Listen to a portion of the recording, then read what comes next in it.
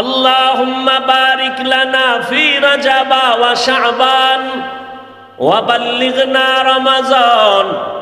ও দয়ার মালিক, রজবে আমাদের বরকত দান করেন, শাবানে বরকত দান করেন, রমাজানে বরকত দান করেন বলেন নাই, বলছেন আমারে রমাজান পর্যন্ত পৌঁছাইয়া দেন।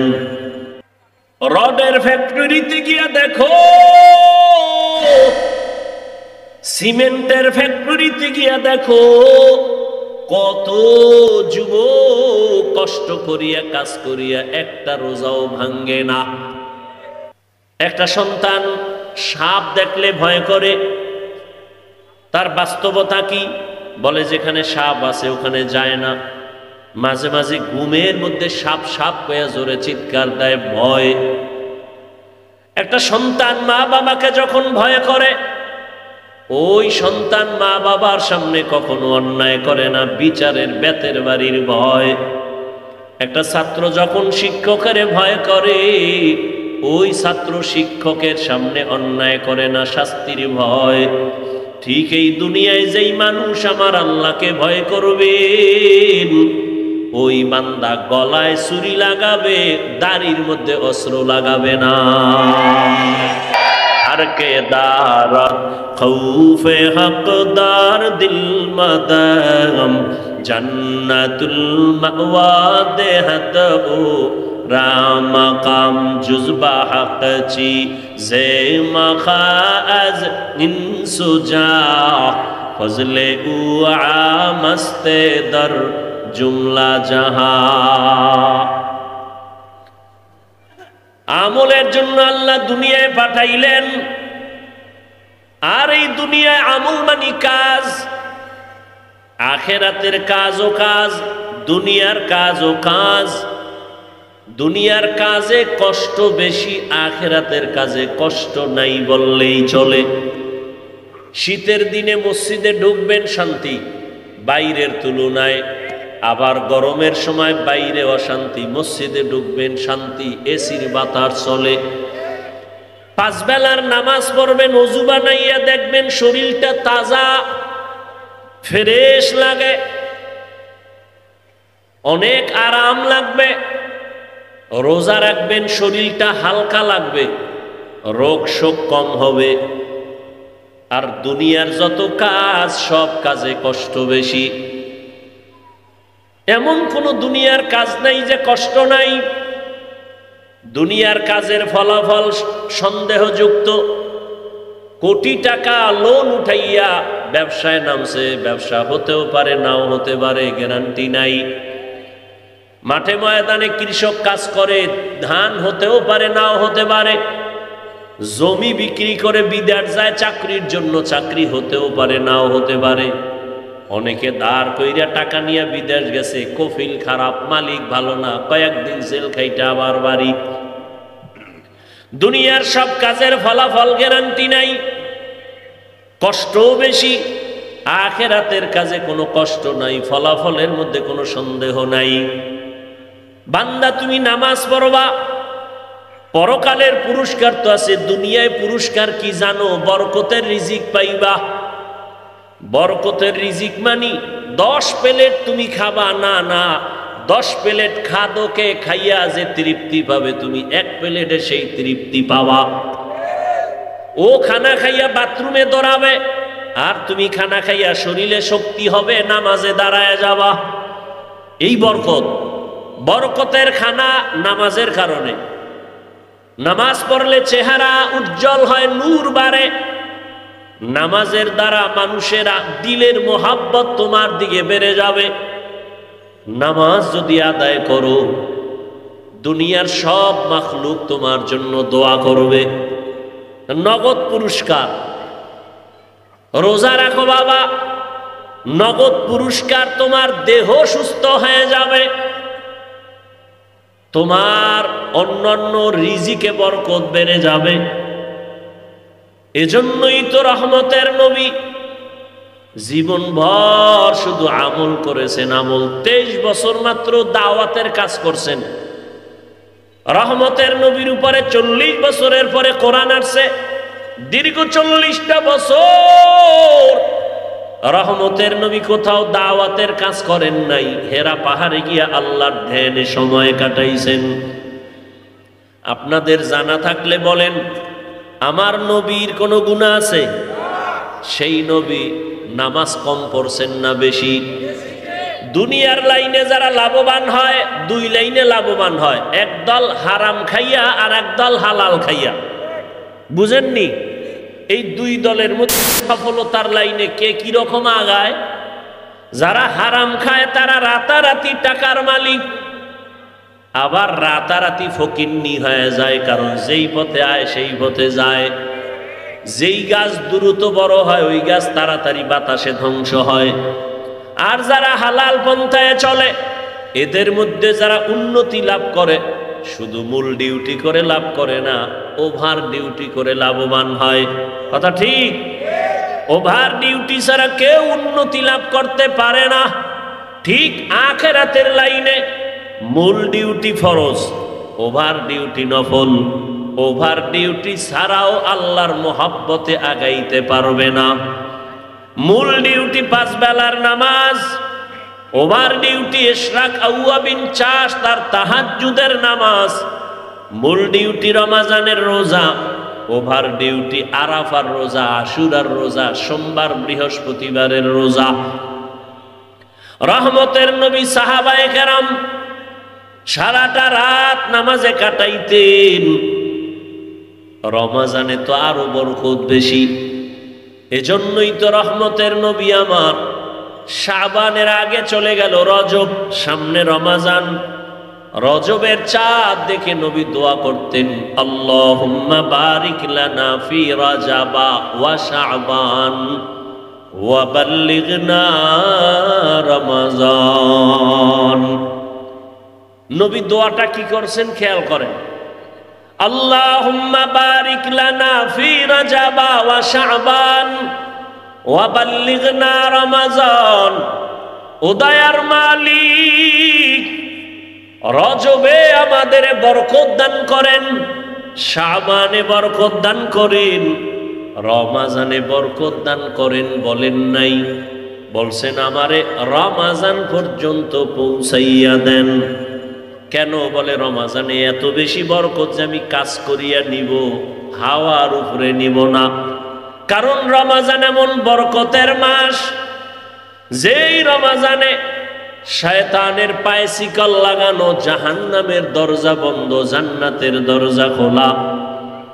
রোজাদার রোজা অবস্থায় ঘুমায় থাকবে, কিন্তু আমলনামায় সওয়াব লেখা বন্ধ হবে না।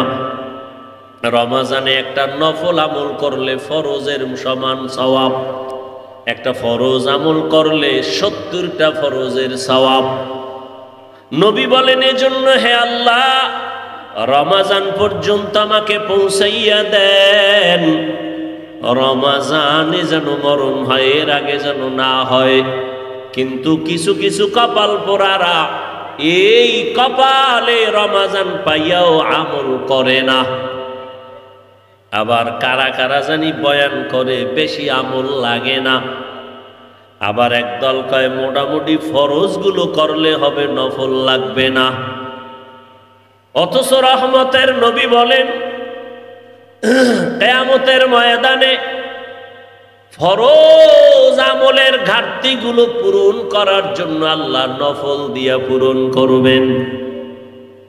এখন একটা নফল আমল করেন, রমজানে করবেন, এখন যে দাম তার থেকে রমজানে করলে ফরজের সমান দাম। তাহলে আল্লাহকে আপন করার জন্য দুইটা আমল সব থেকে দামি। কয়টা? একটা হলো কোরআনের তেলাওয়াত, আর একটা হলো নামাজ। আর রমজানে নফলের মূল্য কম না বেশি? অনেক বেশি। এখন ফরজ আমল করেন যা পান, রমজানে শুধু নফল করে তা পাবেন। তাহলে রমজানে আমল কম হওয়া উচিত না বেশি? তো তারাবি কম পড়েন কেন? কি আল্লাহর সাথে দুশ্মনী? তাই কি আমাদের সাথে দুশ্মনী? তো কার সাথে জিদ কইরা তারাবি কমায় দিছেন বলেন তো? আপনি জানেন না নফলের দাম বেশি রমাজানে? আপনার কে বলছে আপনি কম করবেন? আগামী রমাজান পাবেন গ্যারান্টি আছে? তো কপালটা এত খারাপ কেন? এই কপাল পোড়া কপাল নিয়ে জন্ম নিলেন কেন দুনিয়ায়? আপনাকে যদি কেউ বুঝায় যে 8 রাকাতের বেশি তারাবি পড়া যাবে না, আমার আপনার সাথে তর্ক করার টাইম নাই, আমি তর্কে যাব না। তবে আপনার কাছে আমি ছোট মানুষ হিসেবে একটা আবেদন রেখে গেলাম, যদি আপনি প্রতিজ্ঞাবদ্ধ হন যে আপনি 8 রাকাতের বেশি তারাবি পড়বেন না, আমি আপনাকে ধন্যবাদ দিয়া সান্ত্বনা করে গেলাম, ঝগড়া ছাড়া ঠিক আপনি 8 রাকাতই তারাবি পড়িয়া, আর তারাবি 8 রাকাতের বেশি আপনার দরকার নাই, তবে বাকি 12 রাকাত পড়িয়া 20 রাকাত বানান, তারাবি হিসাবে না, বাকি 12 রাকাত নফল হিসাবে পড়ে নেন। কারণ এই সুযোগ আর আগামী রমাজানে পাবেন কিনা গ্যারান্টি নাই। আর ওই 8 রাকাত পইরা যদি আমি ভাব লইয়া বের হইয়া যান, তো 8 রাকাতও বরবাদ। 8 রাকাতওয়ালার অন্তরে যদি ভাব আসে আমিই তো 8 রাকাতও বরবাদ। আর যদি কন্যায় ভাব নাই, তাহলে 8 রাকাত তারাবি হিসাবে পইরা বাকি 12 রাকাত নফল হিসাবে পড়েন। রমাজানে 1 নফল 1 ফরজের সমান। শয়তানে আঘাত করবে, এই তোরে তো সবাই ধৈর্য কইবে, এই পরাজয় বরণ করছো 20 রাকাতওয়ালাদের সামনে। শয়তান তো বইয়া নাই। শয়তানের সাথে যুদ্ধ করার মাস রমাজান।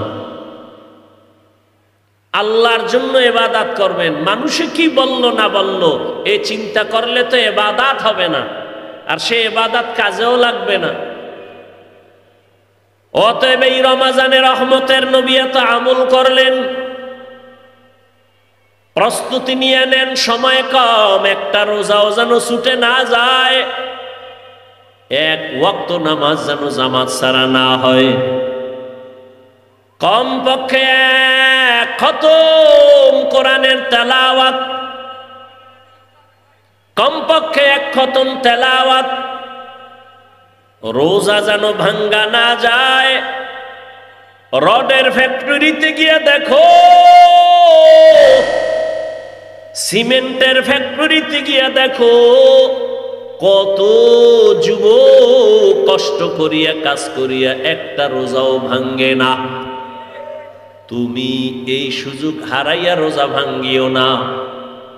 ভাঙ্গার অনুমতি তোমারে কে দিল? দ্বিতীয়, তুমি কি জানো নাই নবী বলছেন একটা রোজা যদি ওজোরেও ছাইরা দাও, আর এই একটা রোজার কাজা মরণ পর্যন্ত করো, ওই 1 রোজার বরকত আর পাইবা না। কেন রোজা ছাড়ো? তোমার পাও ধরিয়াও রোজা রাখাইতে পারি না। আর আমাদের আল্লাহর শুকর, 6-7 বছরের সন্তান রোজা ভাঙ্গাইতে পারি না। সাহারিতে না উঠাইলে রাগ কইরা খায় না, কয় রোজা। আর তোমার বয়স কত? কে তোমাকে ধোঁকা দিয়েছে যে রোজা রাখলে তুমি অসুস্থ? আল্লাহরে বলো, হে আল্লাহ আমি রোজা রাখবো, তুমি সুস্থ বানায় দাও। রোজার বরকতে আল্লাহ সুস্থ বানায় দিতে পারেননি? ধোকায় পড়িও না রে বাবা। এত এত বিপদে পড়িয়া গেল দুনিয়াওয়ালারা, তারপরেও কি সোজা হইবা না? এখনো সময় আছে, তওবা করো। আমি কিন্তু একবারও বলি নাই সবাই মাদ্রাসায় পড়ো, তাবলিগে চিল্লা লাগাও, পীরের কাছে যাও। না রে বাবা, যে যেই লাইনেই আছেন, চাকরি করেন, ব্যবসা করেন, লেখাপড়া করেন, ওই লাইনে থাকিয়া মা বাবার দোয়া নিয়া, শিক্ষকের দোয়া নিয়া, উলামায়ে কেরামের দোয়া নিয়া, নবীজির আদর্শ মেনে 5 বেলার নামাজ পড়েন, আর মা বাবার দোয়া নিয়ে চলেন। ও আমার কলিজার যুবক বাবারা, তোমার মতো যুবক যুবতী স্কুল কলেজে পড়ে 5 ওয়াক্ত নামাজি আসেনি? নতুন বয়ানের দরকার নাই, নিজের বিবেকটাকে জিজ্ঞাসা করো, বাবা তুমি পারো না কেন?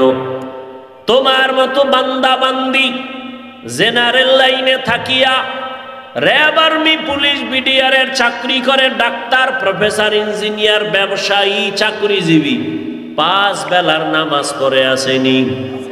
রাস্তায় গাড়ি চালায় তোমার মতো গোলাম নামাজ ছাড়ে না। বলো তুমি কেন নামাজ আদায় করতে পারো না? ও পর্দার আড়ালের মা বোনেরা, আপনার মতো কত মা কত বোন এখনো আছে স্বামীর মাল হেফাজত করে, 5 ওয়াক্ত নামাজ পড়ে পর্দা করে, স্বামীর মাল নষ্ট করে না, মোবাইলে সময় অপচয় করে না। আপনারা কেন পারবেন না? আল্লাহ সন্তান দান করেছেন, একটা সন্তানকে আদর্শওয়ালা ডাক্তার বানায় যান, আদর্শবান ইঞ্জিনিয়ার বানায় যান। সন্তান নামাজ পড়িয়া পড়িয়া মা বাবার জন্য দোয়া করবে। এখনো সময় আছে, তওবা করেন। আর বেপরদায় চলবেন না, নামাজ ছাড়বেন না, মোবাইলে সময় নষ্ট করবেন না। ও আমার যুবক বাবারা, তওবা করে নাও, মনেরে বুঝাও। তোমার মতো যুবক স্কুল কলেজে পড়ে, জেনারেল লাইনে থাকিয়াও যদি নামাজ পড়ে, তুমি কেন পারবা না?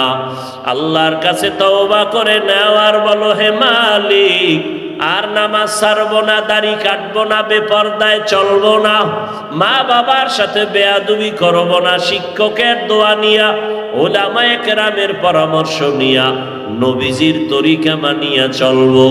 তওবা করার মতো যদি নিয়ত হয়, মুনাফিকি যদি অন্তরে না থাকে, খাঁটি তওবার নিয়তে দুটো হাত আল্লাহকে দেখাইয়া দাও। আয় আল্লাহ, হাতগুলো কবুল করে নেন, তওবা কবুল করে নেন, তওবার উপরে মজবুত হইয়া চলার তৌফিক দান করেন, আমিন। আলহামদুলিল্লাহি রাব্বিল আলামিন, ওয়াসসালাতু ওয়াসসালামু আলা সাইয়্যিদিল